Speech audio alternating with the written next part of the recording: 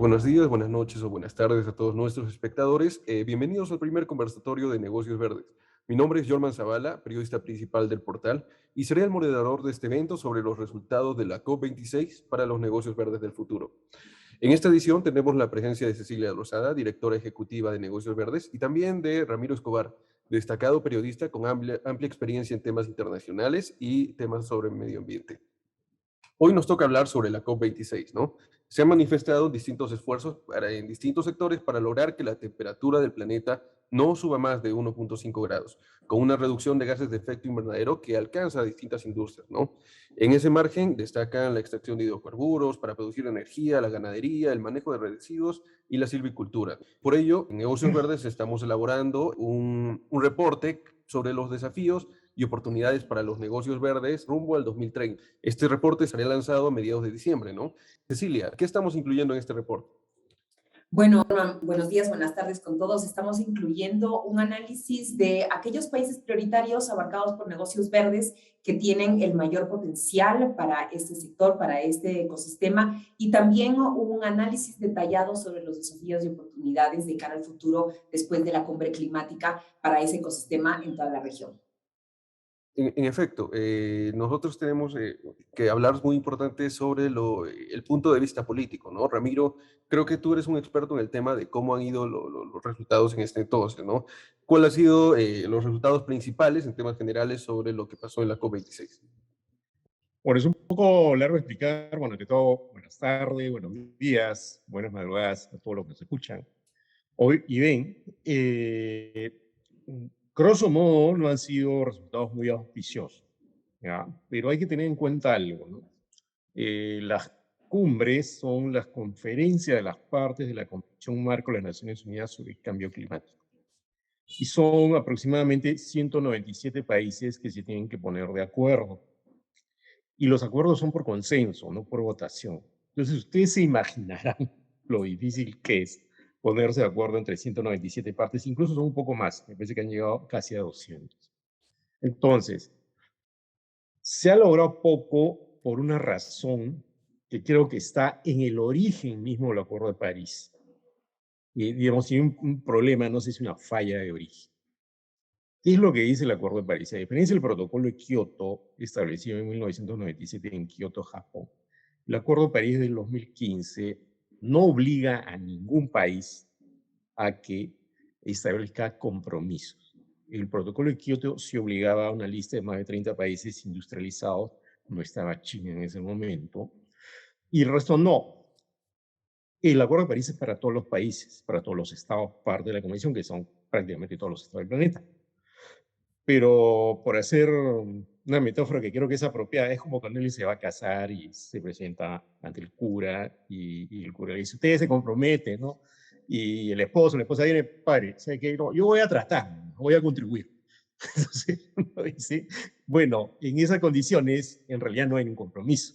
Y entonces lo que se ha visto en la COP26 es la resultante de la naturaleza del Acuerdo de París, que todos son contribuciones nacionales. Entonces, por ejemplo, algo que podría ser un logro, como el acuerdo entre más de 100 países que suman cerca del 90% de los bosques del planeta para deforestación cero en 2030, ese acuerdo es un acuerdo, no es un compromiso y no se ha explicado bien cómo se va a lograr. El acuerdo para la reducción del metano a 30%, lo mismo, es un acuerdo, pero no hay un plan. Es decir, como que se ha establecido el marco general para ciertos acuerdos que podrían tener importancia, como el del metano, como el de luchar contra la deforestación, como la reducción de carbono, que al final no se cambió la palabra reducción por eliminación, que eliminación era como mucho.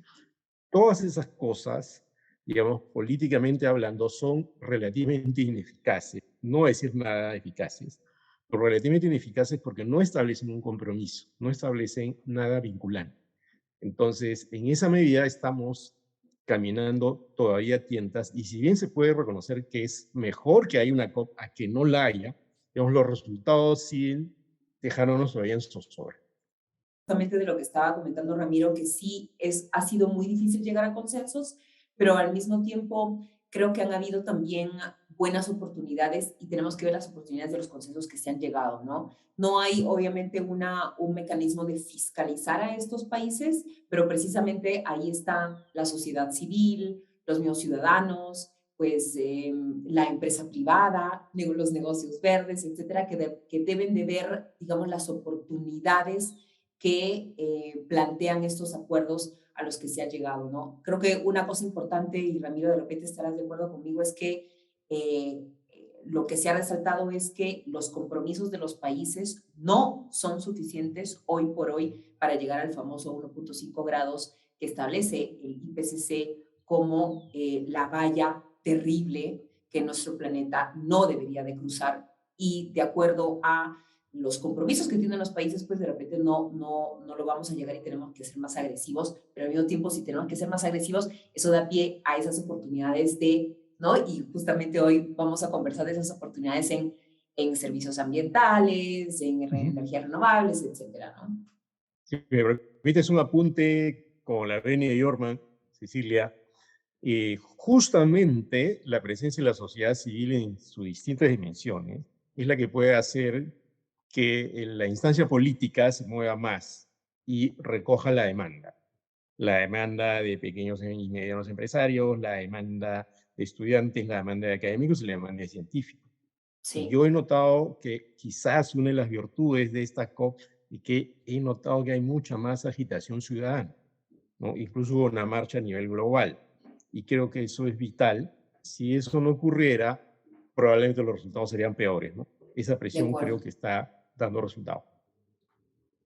Y esta pregunta se ha dado no solo a nivel de personas, sino a nivel de medios. Los medios especializados han recogido un montón de diversas opiniones sobre que realmente los resultados de la COP no eran lo que esperábamos, ¿no? Y en ese margen me gustaría que hablemos de nuestro primer tema, que hoy es la reforestación, ¿no? Porque uno de los puntos que más tuvo incidencia sobre la COP26 fue el acuerdo para evitar la deforestación. Sin embargo, lo que mencionaban todos era que este acuerdo no decía cómo hacerlo, no era suficiente en cuanto a sus intenciones y no era focalizado para cumplir la expectativa internacional, ¿no? ¿Qué mensaje nos envía este acuerdo, Cecilia? Este mensaje pone en vitrina la necesidad que se tiene de tener un compromiso claro, y ya veremos con qué indicadores se van a estimar los resultados de parar la deforestación, ¿no?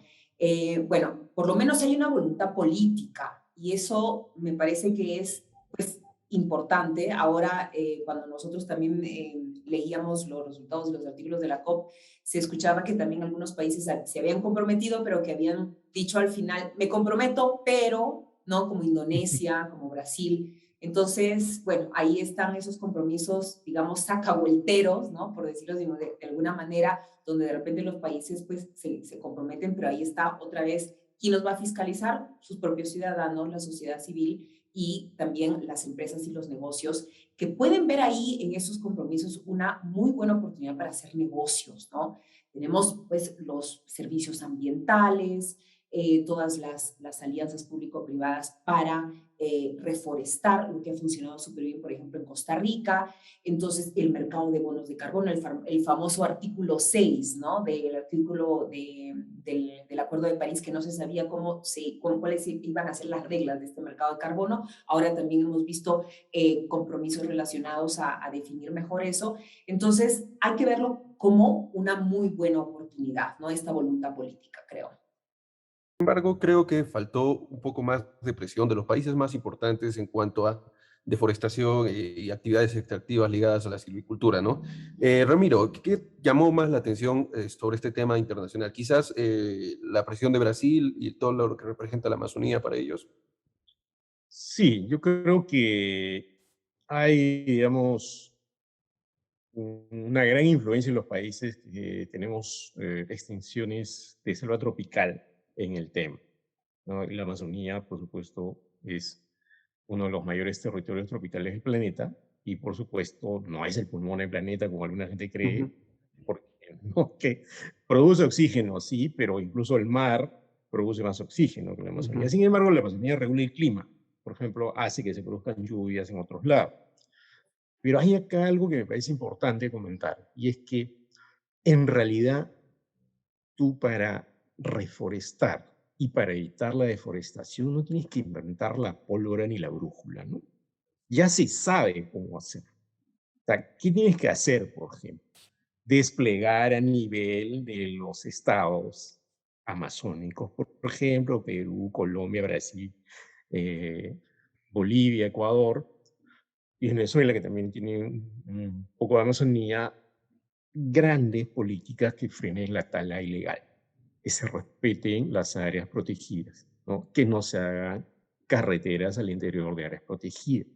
Y a la vez ser riguroso con el otorgamiento de concesiones forestales. Para nadie es un secreto que hay escandalosos casos de corrupción, lavado de madera, que hace que por un lado no se controle bien y por otro lado se trafique con madera. Entonces, el acuerdo de Escazú, por ejemplo, podría ayudar a que eso se viabilice de una mejor manera, ¿no? Que esas políticas públicas ambientales o forestales, más exactamente, eviten que se contrabandee madera, o sea, se corte madera y se tale madera en sitios que no están autorizados para eso, o que simplemente se haga pasar por madera legal, madera que es ilegal, ¿no? Entonces, no es mucho lo que hay que inventar, lo que hay que hacer es que la ley se cumpla, las leyes se cumplan y los tratados internacionales se cumplan. Y otra cosa que creo que hay que tener en cuenta para esto es que la deforestación es como la contaminación de los ríos, ¿no? O sea, tú contaminas, o sea, ¿cómo se descontaminan los ríos? Ya, los ríos se descontaminan, es muy difícil limpiarlos, como decía una vez un biólogo alemán. ¿Ya? El asunto es no ensuciarlos. En el caso de los bosques, hay una lógica similar. ¿Ya? No es tanto, o no es solo reforestar, sino evitar que se tumbe el bosque. El bosque tiene un valor para el ecoturismo, por ejemplo, incluso para la explotación racional de la madera. Y otra cosa que se podría hacer es afianzar y promover el uso de más certificados o certificaciones de madera. No existen de manera muy difundida. Y encuentras en el Perú, por ejemplo, el FSC, que es madera certificada. Pero mucha gente no sabe, pues. Va al mercado y compra cualquier cosa. Entonces, por ejemplo, los estados deberían promover la certificación y hacer campañas para que la gente diga, oye, yo compro madera certificada, ¿no? Entonces, esa sería una modos de que este acuerdo tenga sentido y pueda lograrse en 2030. Sí, lo que se nota bastante es que, como mencionabas, hay cierto divorcio entre las instituciones públicas y el poder legislativo de algunos países en cuanto a enfocar correctamente iniciativas para evitar la deforestación y para reforestar los bosques. Porque si se enfoca correctamente, se pueden crear oportunidades de negocio increíbles. En Negocios Verdes hemos escrito algunos artículos relacionados con todo este tema de la reforestación, de evitar la deforestación. Por ejemplo, hay proyectos que reforestan árboles y que trabajan con comunidades nativas, o hay proyectos, los proyectos Red más, ¿no? Que son los Claro. proyectos que conservan los bosques, ¿no? Cecilia, ¿de qué forma impactaría lo hablado en la COP a este tipo de econegocios, si se podría llamar? Bueno, hay un gran potencial, ¿no? Hay un gran potencial, bueno, por un lado, y este también fue un tema que se recalcó durante la COP, es que hay un gran potencial para trabajar con países desarrollados que se comprometieron a dar 100 billones de dólares para fondos relacionados a la mitigación y adaptación para países subdesarrollados. Yo creo que ahora es una gran oportunidad para que empresas sostenibles, negocios verdes, asociaciones público-privadas, ONGs, etcétera, les pongan buenos proyectos a esas cooperaciones internacionales para precisamente madurar y mejorar estos negocios relacionados a los servicios ambientales. Veamos el ejemplo de Costa Rica. También en Negocios Verdes tenemos un artículo muy buen escrito por ti, Jorman, sobre Costa Rica y también las certificaciones que tienes de este país. Y acordémonos que en 1945 Costa Rica tenía los mayores niveles de deforestación en el continente y hoy en día son unos líderes. ¿Y qué pasó? Precisamente lo que estabas diciendo tú muy bien, Ramiro, que se hizo una política pública y se vio las ventajas y los beneficios de precisamente tener una estrategia potente para reforestar. Obviamente eso también está acompañado de financiamiento. ¿Quién va a financiar esos servicios ambientales? Y ahí precisamente voy a mi primer punto, que se deben de hacer cooperación internacional, pedir grants, hacer un trabajo conjunto entre Latinoamérica y países que ya están también en las filas otra vez del Acuerdo de París, como por ejemplo Estados Unidos. Nosotros siempre hemos tenido en Latinoamérica una buena relación con fondos de financiamiento de Estados Unidos. Esto desafortunadamente se ha venido a menos pues por el último gobierno de Trump, pero yo creo que ahí podría haber una oportunidad muy buena para los negocios verdes en Latinoamérica. En efecto, y creo que lo importante es saber destacar entre los países que pudieron hacerlo de forma idónea y los países que aún no pueden, y es distintos factores. Puede ser una herencia de extracción de hidrocarburos muy fuerte en cuanto a su matriz productiva, puede ser la minería misma, proyectos de extractivo y sobre todo actividades ilegales que impactan, ¿no?, en la misma comunidad. Y creo que Ramiro me va a saber explicar mejor cómo funciona el tema de la justicia social, ¿no? Todo este tema hablado sobre el trabajo con las comunidades indígenas o también las actividades extractivas ilegales que no son, digamos, bien reguladas o bien sancionadas o informales por las instituciones públicas, ¿no? Podemos hablar casos de Perú, por ejemplo.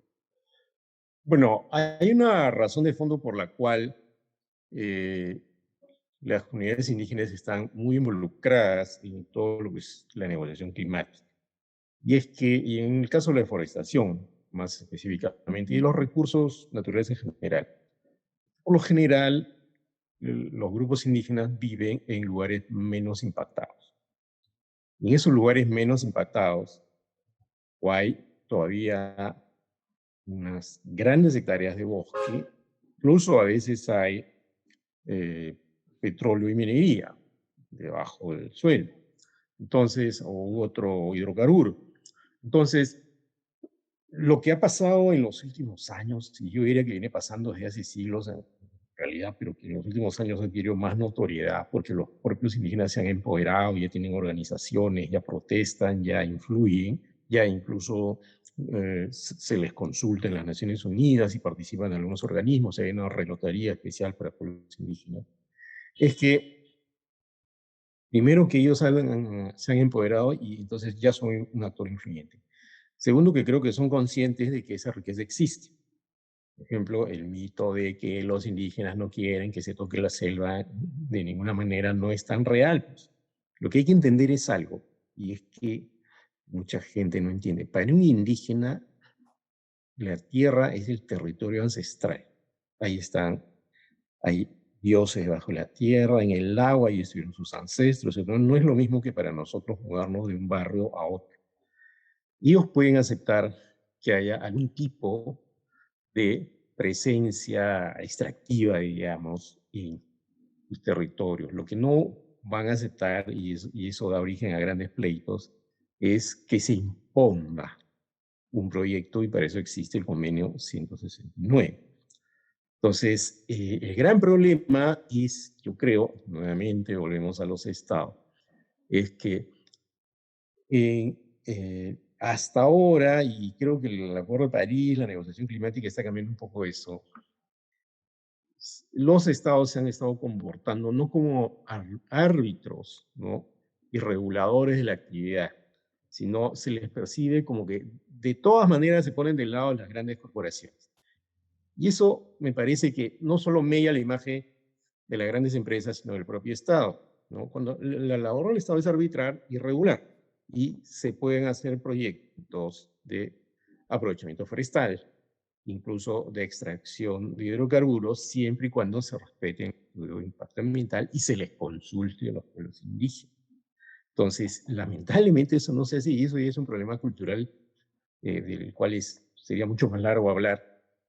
Porque claro, en el imaginario de las élites urbanas o políticas, los indígenas son ninguneados todavía, ¿no? Hay algo que hay que evitar desde las empresas, desde la clase política, de la propia ciudadanía urbana. Pensar que a los indígenas tú les tienes que enseñar algo. No, es que no entienden. Tú eres el que no entiendes. ¿Cómo se llama la mayor organización indígena del Perú? AIDC. Asociación Interétnica para el Desarrollo de la Selva Peruana. Desarrollo. O sea, no es que no quieren el desarrollo, no lo quieren en los términos que se lo quieren imponer. Entonces, tiene que establecerse lazos de negociación permanentes, inteligentes, interculturales, para que se pueda convivir no solo en términos razonables con los indígenas, sino en términos de desarrollar actividades económicas que sean aprovechables no solo para el Estado y para las empresas, sino para ellos. Y eso, como contaba Cecilia hace un rato, y yo lo he visto también, existe, pues, existe. Yo lo he visto en la selva acá, en la zona de Machiguengas, donde hay concesiones de madera que son aprovechables en términos sostenibles. Eso se puede hacer, ¿no? Y si en alguna oportunidad, si quiere desarrollar un proyecto petrolero minero y se hace un ordenamiento territorial y se llega a la conclusión que es demasiado riesgoso, pues se tendrá que aceptar. Entonces, eso creo que no nos cae el chip, y eso porque creo que no conseguimos la democracia en términos profundos y reales, ¿no? Y creemos que solo existe para quienes vivimos estamos en el poder o vivimos en las ciudades y no para los indígenas, cuando la democracia tiene que ser inclusiva, cultural, social, ecológica. Así es, y creo que el principal problema es digamos, esta lejanía social que existe entre nosotros, que vivimos en metrópolis, con las personas, los habitantes originarios de las zonas selváticas, ¿no? Y es porque percibimos que ellos todavía tienen que aprender a vivir con nosotros, cuando en realidad nosotros tenemos que aprender de sus conocimientos para poder mantener un sistema extractivo sostenibles dentro de la zona, ¿no? Y en ese margen también es conveniente hablar sobre otro de los acuerdos que se ha firmado en la COP26, ¿no? Que es el acuerdo del metano, que tiene que ver exactamente con actividades extractivas, ¿no? Porque recordemos que el metano es uno de los gases que más ha ocasionado el calentamiento global, ¿no? Y es producido gran parte tanto por la ganadería, tanto por la mala gestión de residuos, la descomposición de residuos, y por proyectos extractivos de hidrocarburos, ¿no? Que generan este gas de metano en su producción, ¿no? Sin embargo, este acuerdo encaminado correctamente puede generar nuevas oportunidades de negocio, ¿no? Cecilia, ¿me puedes contar un poco más sobre qué es lo que se ha podido hablar? Sí, bueno, justamente lo que tú comentabas, Jorman, cómo está conectado precisamente este gas de efecto invernadero, como es el metano, a qué actividades, ¿no? Estábamos viendo que las principales actividades con las que está conectado es, bueno, la agricultura agropecuaria, ¿no? Eh, obviamente también los combustibles fósiles y todo lo que es manejo de residuos. Entonces, otra vez, ahí nosotros como negocios verdes siempre vemos en las oportunidades, obviamente, y ahí hay oportunidades bastante interesantes, ¿no? Primero podemos ver soluciones innovadoras relacionadas a la utilización de la biomasa en granjas agropecuarias, y sabemos que los principales países precisamente que tienen estos sectores en Latinoamérica, como por ejemplo México, Colombia y Argentina, han hecho el compromiso precisamente para llegar a esta reducción de metano, y ahí hay una oportunidad muy interesante precisamente para hacer que sea una agricultura inteligente, que estos países precisamente difundan y promuevan una agricultura inteligente, una ganadería sostenible, como estamos viendo casos interesantes, por ejemplo, en Argentina, con estas certificaciones de ganado que ha sido alimentado por pastos. También tenemos un artículo muy interesante en Negocios Verdes al respecto. Y también, obviamente, conectarlo con energías renovables, ¿no? Sabemos que hay países como, desafortunadamente, México, que casi las 3/4 partes de su matriz energética viene de energías fósiles. ¿Por qué no hacer una alianza, trabajar de la mano con ese sector agropecuario y a promover las energías renovables relacionadas a la biomasa, ¿no? Obviamente ahí también en el tema de rellenos sanitarios está la política pública, las municipalidades que en la mayoría de los países de Latinoamérica son quienes, las instituciones que se encargan precisamente del manejo de los residuos, y precisamente seguir ejemplos muy buenos como lo que estamos viendo es la segregación de esos residuos, ¿no? Que también impactaría en la cantidad de basura que nosotros tenemos en rellenos sanitarios en Latinoamérica, que es terrible.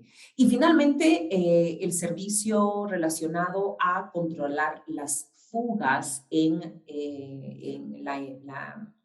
la creación de precisamente combustibles fósiles que hemos visto. Hay varios documentales al respecto de cómo estas fugas precisamente en la producción de hidrocarburos y también de gas afectan terriblemente en metano, ¿no? Ahí hemos visto mucha literatura que dice que si es que solo las fugas fueran solucionadas, ganaríamos 0.3 grados hacia el 2030 de la valla de 1.5 del Acuerdo de París, ¿no? Entonces creo que hay bastantes oportunidades interesantes.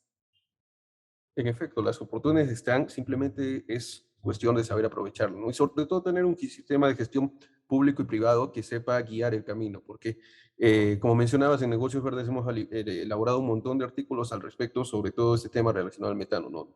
No se debe satanizar por lo menos al consumo de carne, porque sí es posible establecer un sistema de producción de carne que pueda cumplir con los estándares ambientales correctos, ¿no? Incluso con el manejo de residuos y todo eso.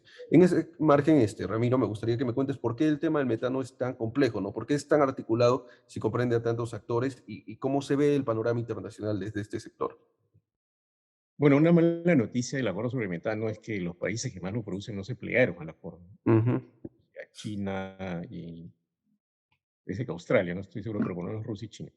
Ajá. Eh, entonces, de todas maneras, es un acuerdo importante porque el metano no se produce tanto como el dióxido de carbono, pero produce un efecto mayor. Más o menos el 30% de las emisiones globales son metano.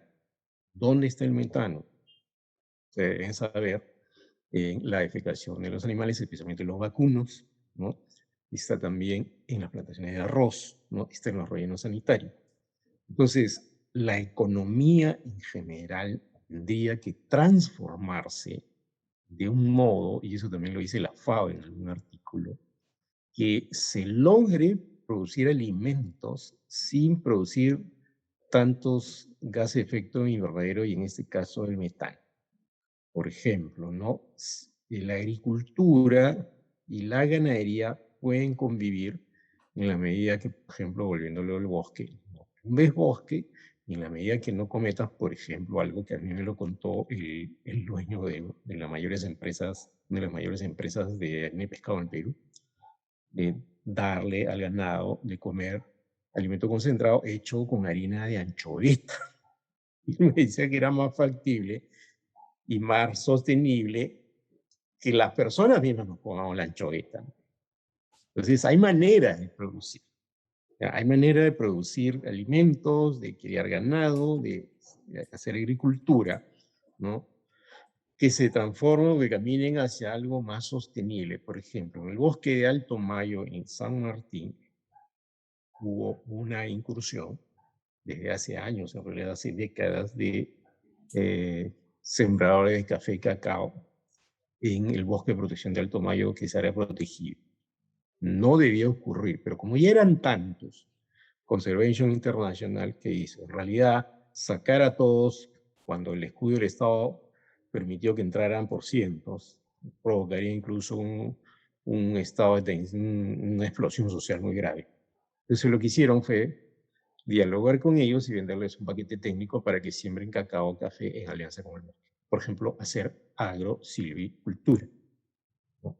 Entonces, saber dónde poner qué actividad productiva, eso se puede hacer. Nuevamente, en el caso de la deforestación, no hay que inventar ni la brújula ni la pólvora, eso se sabe cómo hacer. El asunto es que los estados deben incentivar ese tipo de prácticas. Yo recuerdo haber estado en el Brasil, cerca del horizonte, en una inmensa granja, o bastante grande por lo menos, de cerdos, ¿no? Y aparte que el dueño, con argumentos razonables, ojo, durante una hora nos pasó un documental donde nos convencía de que la carne de cerdo es más sana que la de res, lo que parece que es cierto, ¿no? No sé lo que mucha gente cree. Toda o buena parte de su granja funcionaba con energía de la biomasa, es decir, con la defecación de los propios cerdos. Todas esas cosas se pueden hacer, ¿ya? Lo que pasa es que no deberían ser solamente iniciativas de algunos empresarios, sino el propio Estado debería incentivar eso para que la economía tiende a volverse más circular o por lo menos más sostenible. Porque ¿en qué plan un empresario chico, grande o mediano va a invertir en eso si siente que no hay estímulos adicionales? Cuando en realidad, si no los hay, la situación económica global incluso se va a agravar por el cambio climático. Creo que uno de los puntos principales que mencionabas era este sobre el tema de la alimentación del ganado, ¿no? Y algo importante que recuerdo de haber conversado con expertos sobre el tema era que me decían que una ganadería sostenible, su alimento nunca debe competir con la producción de alimento para humanos y sobre todo Realmente. no debe convertir los terrenos que están naturalmente destinados para cierta actividad productiva, ¿no? Porque eso también impacta de forma significativa, ¿no? Igual con la generación de biogás a partir de las fecas. Hemos encontrado en nuestras investigaciones maneras de cómo esto hace negocios rentables, negocios sostenibles y negocios que de verdad son el futuro si se enfocan de la manera adecuada, ¿no? Y por eso es importante mencionar sobre el surgimiento, ¿no?, de negocios verdes en Latinoamérica. Y esto no solo es posible por iniciativa privada, porque si un empresario lo hace por su cuenta, es muy probable que no encuentre el apoyo ni la forma adecuada de hacerlo, ¿no? Se da a partir de financiamiento público, instituciones públicas, instituciones internacionales que puedan lograr solventar los costes tanto de importación, de beneficios fiscales, beneficios tributarios para todos estos negocios verdes. Cecilia, me gustaría que me cuentes más cuáles son los más memorables resultados en la COP sobre este tema, ¿no? Bueno, uno de los anuncios en los primeros días de la COP fue precisamente del enviado especial para el financiamiento climático, Mark Carney, este canadiense fue gobernador también del Banco de Inglaterra, que hizo este anuncio muy importante que dijo que habían más de 140 firmas de inversión y fondos de inversión que manejaban más de 130 millones de dólares, lo que en inglés son los famosos trillions, pero que son millones de millones disponibles en los mercados financieros precisamente para financiar proyectos relacionados a la mitigación y la adaptación, ¿no? Ese fue también otra discusión interesante en la COP, y es que los mercados financieros obviamente van a tener apetito por proyectos relacionados a la mitigación, pero ¿y qué pasa con esos proyectos relacionados a la adaptación, ¿no?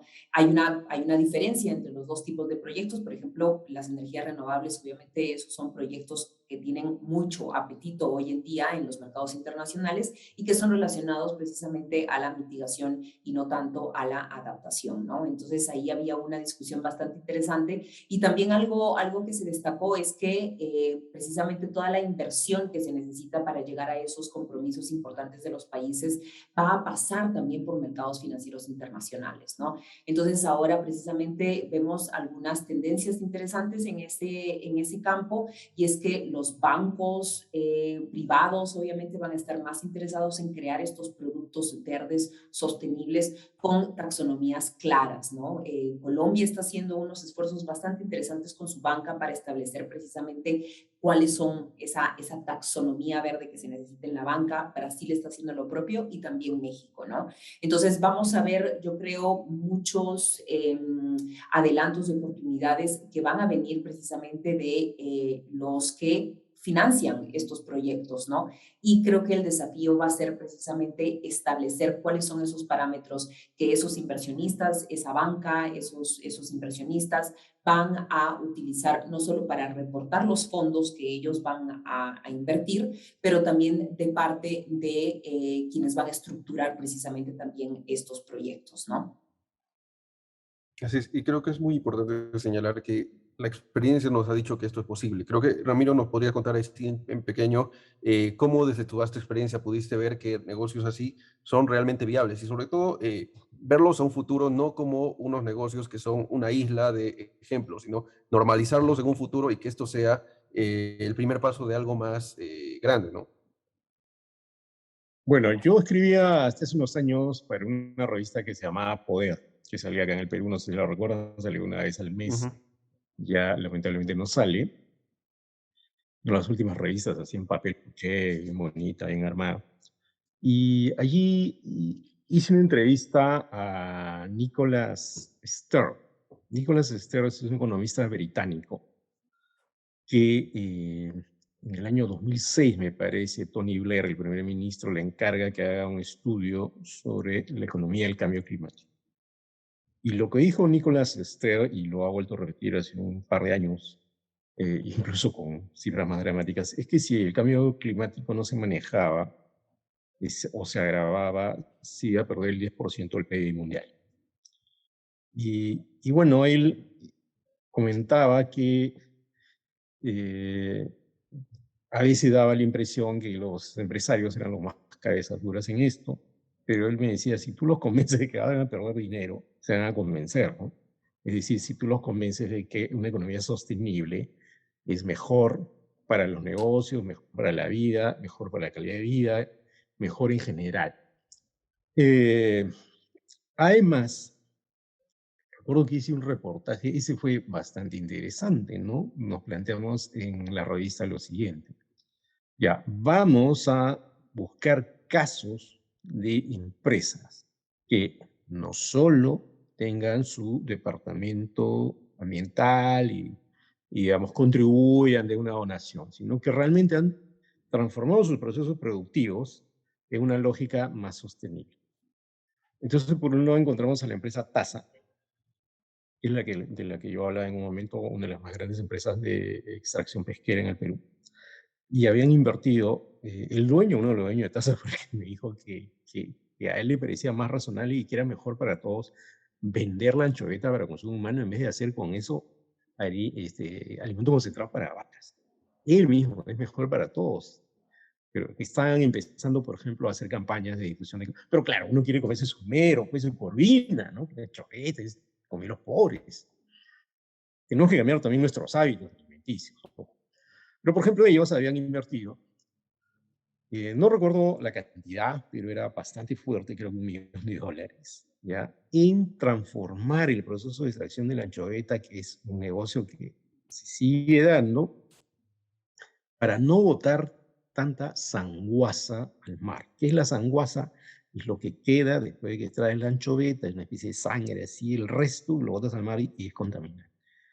Entonces, ¿qué hacía? Tenían ahora un proceso para botar lo menos posible y aprovechar todo lo posible la anchoveta que antes no se aprovechaba. Y para eso tenían incluso una certificación.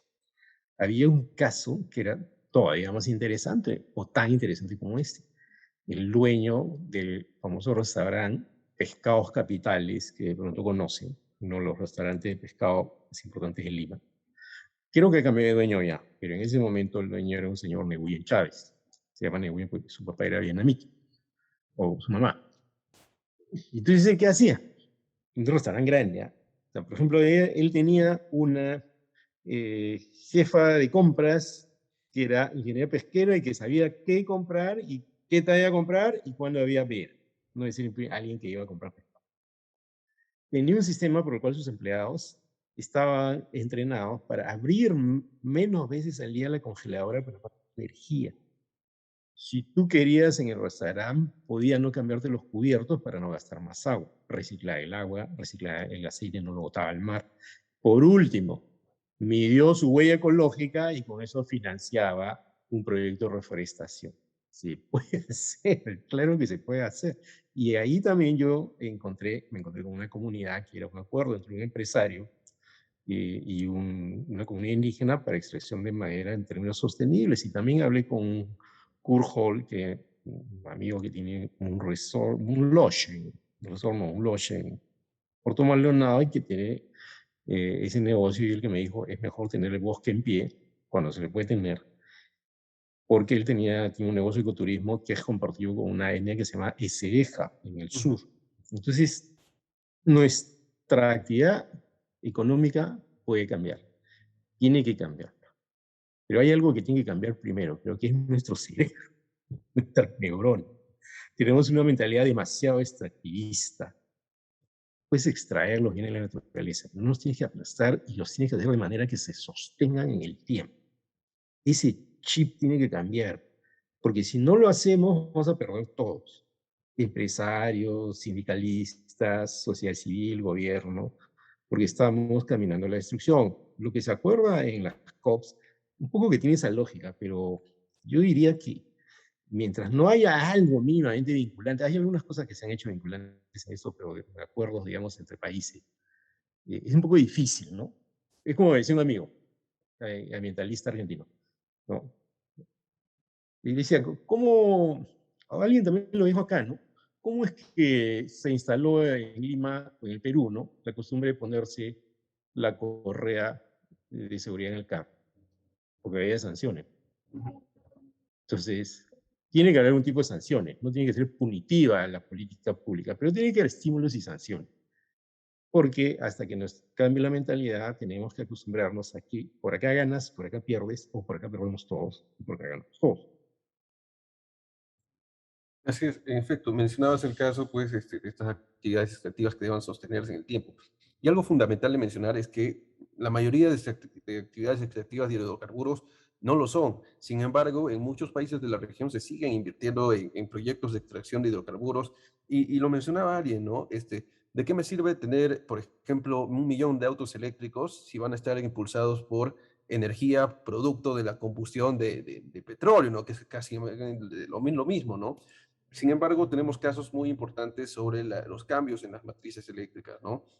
Y cómo esto ha migrado hacia una matriz de energía limpia, ¿no? Creo que Cecilia me puede contar un poco más sobre cómo se pueden establecer mejor las reglas claras y cómo la COP puede marcar un hito en cuanto a eso, ¿no? Migrar a la matriz energética e ir a una matriz eléctrica un poco más de energías renovables, del sol, del viento, del agua. Precisamente creo que uno de los factores principales que son, que tienen que estar ahí precisamente para cambiar las matrices energéticas de nuestros países es la voluntad política, ¿no? Definitivamente tiene que haber un plan nacional y una política de Estado para promover estos sectores de energía limpia, energía renovable, y también tiene que haber seguridad jurídica, ¿no? Estabilidad jurídica para precisamente que estos inversionistas que quieran hacer estos grandes proyectos de plantas solares, eólicas, etcétera, lo puedan hacer en estos países, ¿no? Eso es un tema, por ejemplo, que vimos que fue esencial en la transformación que tuvo Uruguay, por ejemplo, en los últimos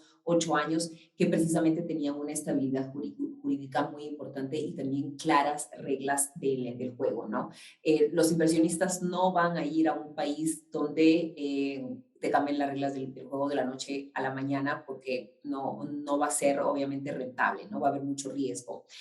Otro tema que también estamos viendo que es importante, y otra vez ahí vemos el rol del Estado, es que los gobiernos tienen que subsidiar el desarrollo de estas energías, ¿no? Definitivamente se tiene que también dar la facilidad de segregar, por ejemplo, el consumo energético para que quizás alguna empresa por ahí que esté interesada en tener sus operaciones 100% renovables pueda también tener esta facilidad, ¿no?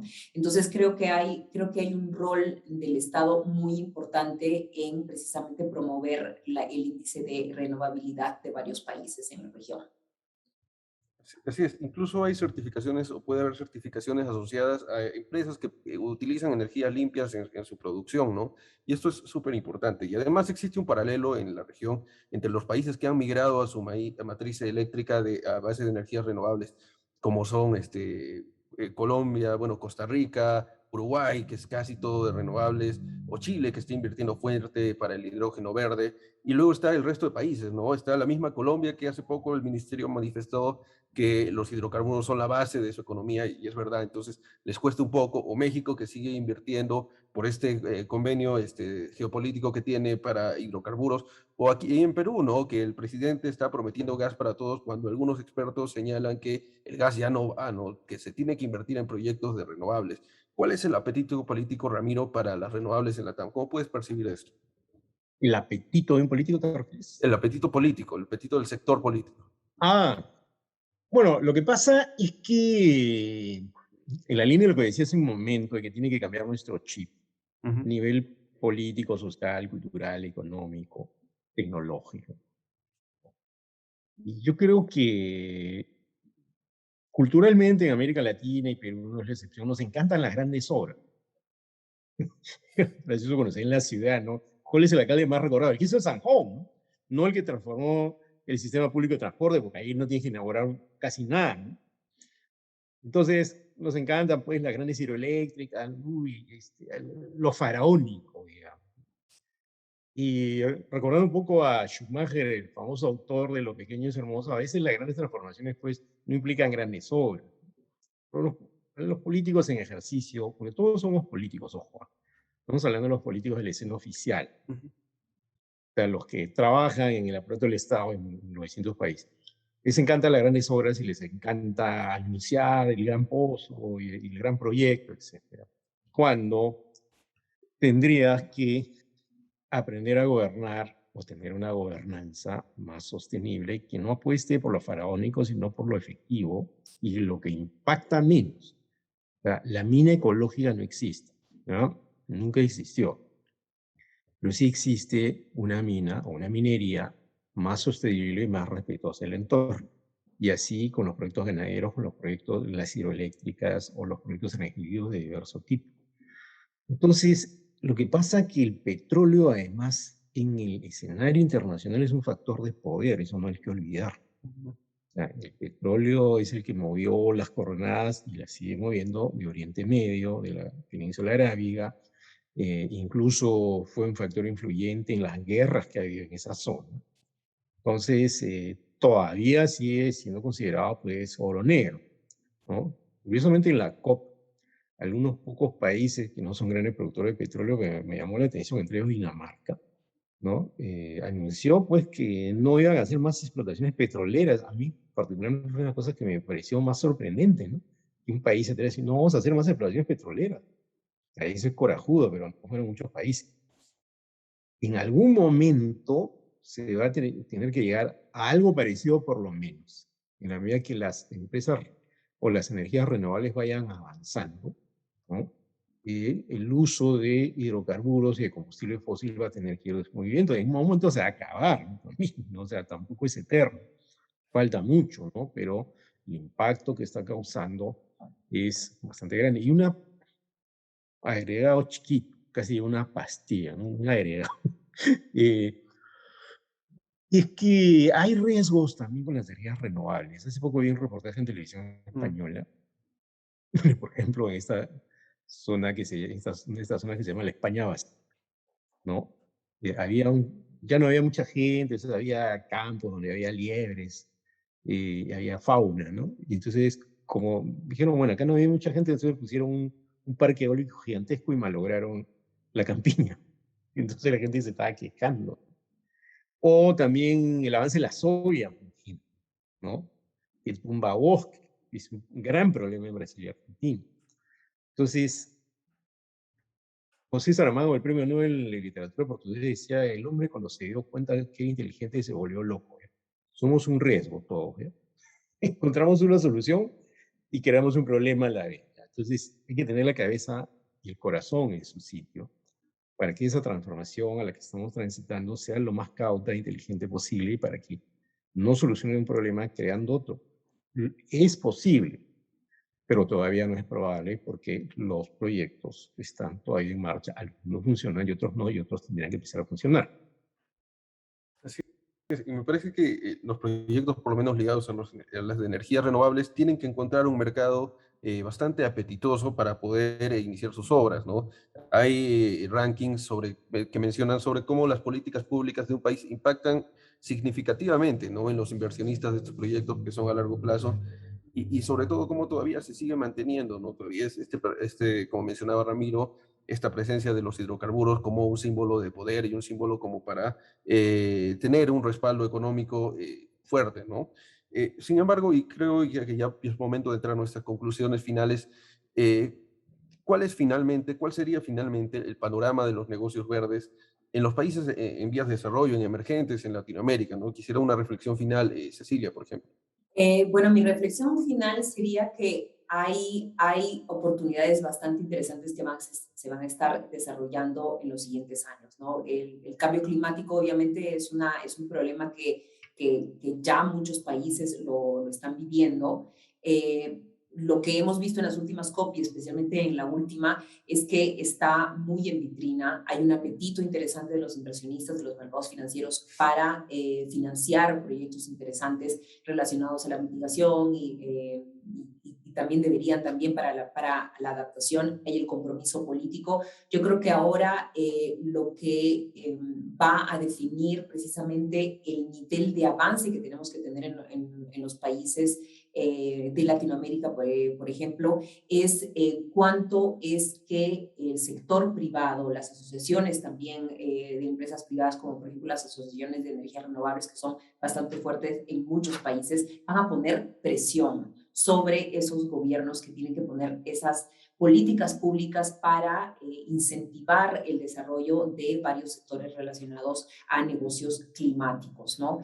Y también, obviamente, trabajar de la mano con inversionistas privados de la banca. Yo creo que también vamos a ver mucha banca privada lanzando vehículos financieros y productos financieros interesantes relacionados a negocios climáticos y obviamente ahí van a estar beneficiándose muchas empresas sostenibles, negocios climáticos, ¿no? Entonces creo que también hay una buena oportunidad, como lo dije en un inicio, de elaborar buenos proyectos y esto también va a tener que ser de la mano con el gobierno, con los diferentes gobiernos en los diferentes países para lograr precisamente esos fondos de cooperación internacional que fueron prometidos y tienen que desembolsarse, ¿no? Pero también por ahí estuve leyendo varios artículos de funcionarios de los gobiernos de estos países del G20 que decían, bueno, nosotros estamos muy dispuestos a financiarlos, pero necesitamos proyectos. Si no hay proyectos buenos, ¿qué vamos a financiar?